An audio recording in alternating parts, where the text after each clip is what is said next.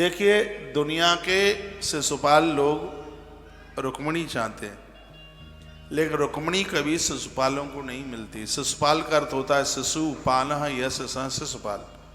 संस्कृत भाषा में शिशु कहते हैं बच्चों को और पाल कहते हैं पालने वाला। समाज में जिन लोगों ने सिर्फ अपने बच्चों को ही पालना सीखा है, उन्हें देव वैभव युक्त महालक्ष्मी उन्हें प्राप्त नहीं होती। संपत्ति के तीन रूप हैं, एक है कुलक्ष्मी और एक है लक्ष्मी और एक है महालक्ष्मी। बहुत ध्यान से सुने, संपदा के तीन रूप हैं, नारी के भी तीन रूप हैं।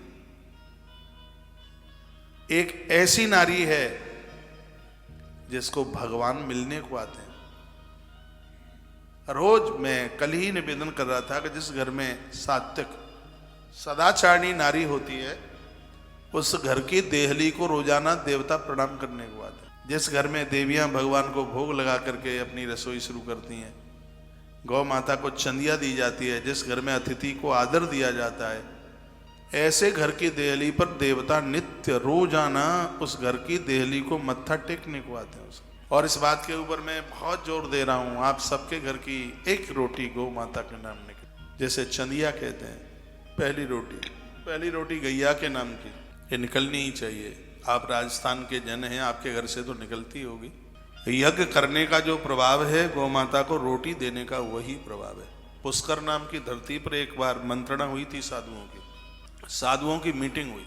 संत एक दूसरे से चर्चा कर रहे थे कि मृत्यु लोक से हवन यज्ञ बंद हो गए हैं, देवता अतृप्त हैं, वर्षा हो नहीं रही है, देवताओं को तृप्त कैसे किया जावे। तो महात्मा असित ने खड़े होकर के कहा कि ये सभी देवता गौ माता में रहते हैं, गौ माता के विग्रह में ये विराजित हैं।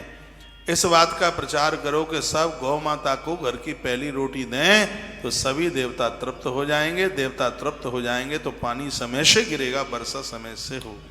तब से लेकर के आज तक घर की प्रथम रोटी गौ माता को दी जाती है। सजग रहें, समझदार हैं, होशियार हैं वह लोग अपने घर में रसोई गौ माता को भोजन दिए बिना उसको शुरू ही नहीं करते। पहली रोटी, पहली चंदिया गौ माता शक्ति के लिए निकालिए, इसी में कल्याण है, इसी में आनंद है। जिन घरों में भगवान का भोग नहीं लगता, अतिथि को भोजन नहीं कराया जाता, घर में वृद्धों को नहीं पूछा जाता, उस घर का जल मूत्र की तरह है और उस घर की रोटियां मल की तरह होती हैं।